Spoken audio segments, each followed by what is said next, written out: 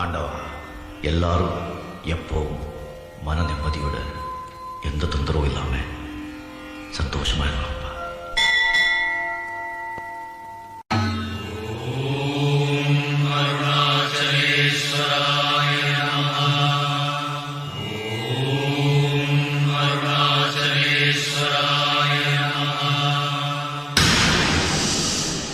அதாண்டா இதாண்டா அருணாச்சலம் நான் தாண்டா.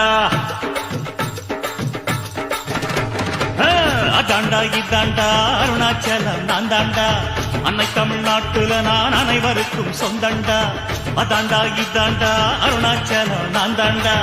அன்னை தமிழ்நாட்டுல நான் அனைவருக்கும் சொந்தண்டா. ஆண்டவன் நடத்திடுவாண்டா, அருணாச்சலம் நடந்திடுவாண்டா. நாம் போட்டாள